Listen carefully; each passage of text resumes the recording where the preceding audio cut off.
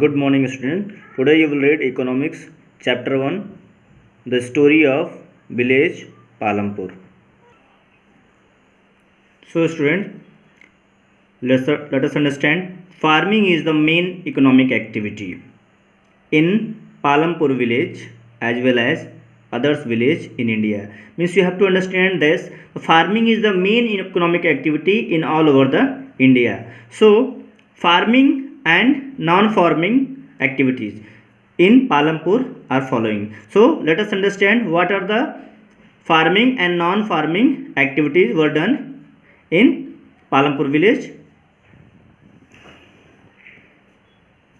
So farm activities and non-farm activities. Students, you have to understand the difference also. So farm activities means farming activities, agriculture and livestock.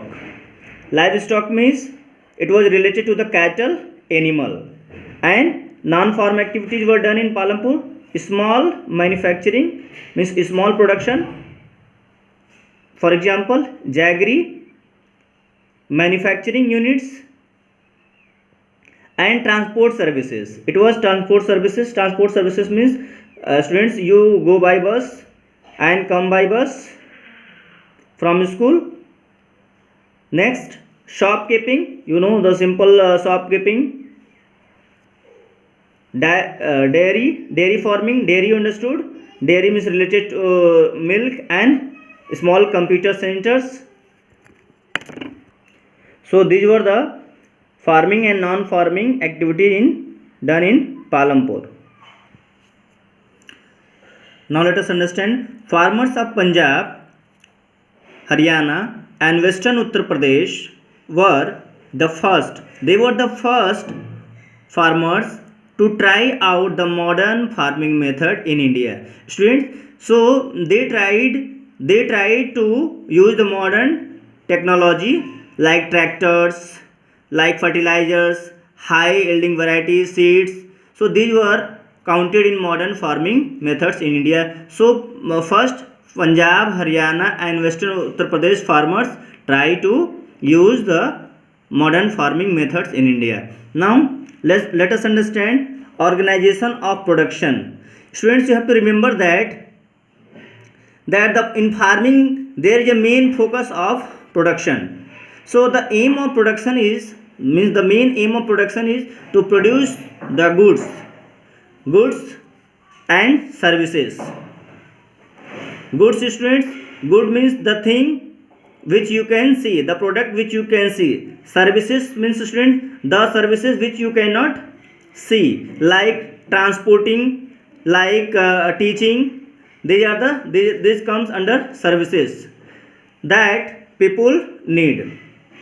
So we can say there are 4 requirements for the production. Means, student, to produce anything we need 4 things, and these are also known as factors of productions of goods and services. These are as follows. So first factor is land. The term land is used in wider sense. Students, the term is used in wider sense. It does not mean only the surface. You can see, you know, it does not mean only the surface of the soil, but also includes all those natural resources which are free gifts of nature.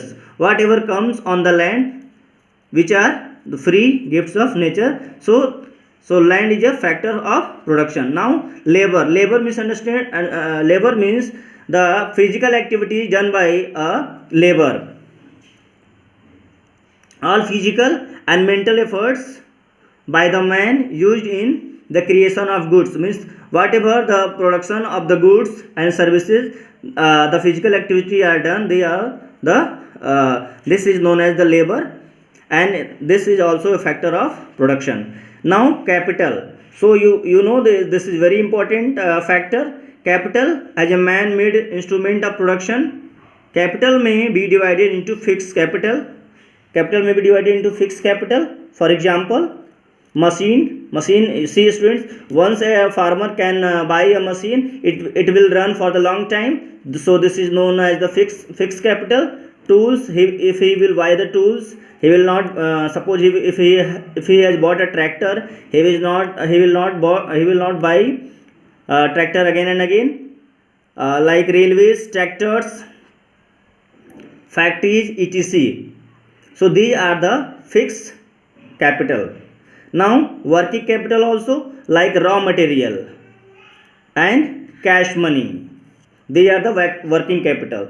Now next, human capital. Human capital is also factor. See students, we should have knowledge to do the farming and ability and skills also. So human capital is measure of skills, educations, capacity and attributes of labor which influence the productive capacity and earning potential. Means if we have the human capital, knowledge and enterprise, if we have skills, education, we can produce more goods and services.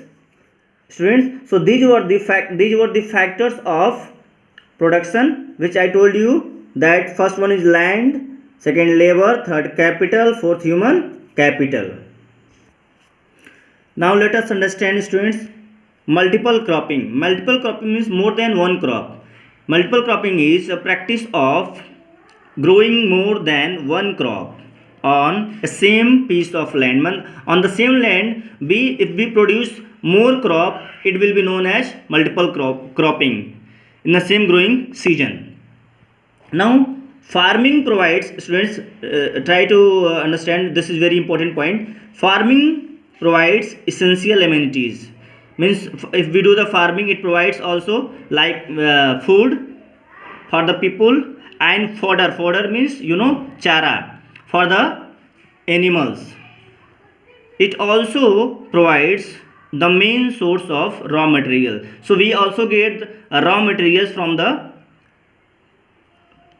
farming, and raw materials to the secondary sector. So secondary sector means, student, manufacturing sector, and primary sector means farming sector, and tertiary sector means service sector. So secondary sector means farming sector is a primary sector, and primary sector, farming sector, provides the raw materials to the secondary sector.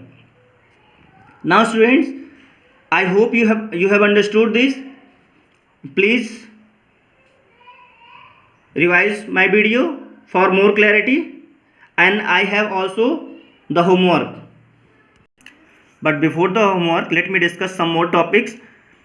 Students, let us know the basic difference between traditional and modern farming method. So these are the basis of the difference: traditional farming and modern farming. As you know, the traditional farming are also being done in our country, and some farmers, they are also following the modern farming. So if you know these difference, you will be answer the more questions. So first let us understand labor. In traditional farming, they use self, means they are self engaged, and their family are engaged in their fields. And in modern farming, they hired labor. Means they keep labor, they buy labor, they hired labor for the modern farming. On the basis of seeds, so they use traditional seeds, means they are following the traditional seeds. And in modern farming, high yielding variety of seeds, means this type of seed means produces more crops, more seeds, high yielding. That's why it is known as high yielding varieties of seeds. Now fertilizers. On the basis of fertilizers, let us see the difference. Traditional farming, so they use fertilizers as a cow dung as a fertilizers and other natural manure. And in modern farming, they use the chemical fertilizers means manure, and pesticide. Student, pesticide means to control the weeds, unnecessary weeds and insects which check the growth of the crops. So that's why they use these pesticides. Now plowing and harvesting. See what are the methods of plowing. They use animals and bullocks in traditional farming, and in modern farming they use machinery like tractors and threshers. So sources of irrigation, how do they do the irrigation? So in traditional farming, wells were used by farmers to draw water from the wells, and canals they use with the help of canals, and they also depend on rainfall. But in modern farming, they do irrigation with the help of tube wells, pump sets, canals, dams and tanks. Let us understand, students, last topic, green revolution. I hope you have heard this word. You are aware of this words. So the green revolution means the great increase in the production, means large increase, huge increase in the production of wheat and rice. Wheat, you understood? Wheat and rice. Large production in the wheat and rice during 1960s in India, during 1960s, during time of 1960, is known as green revolution. So this is known as green revolution, and it could happen, means why this happened, how were the green revolution possible? So it were possible just because of the introduction of modern farming methods.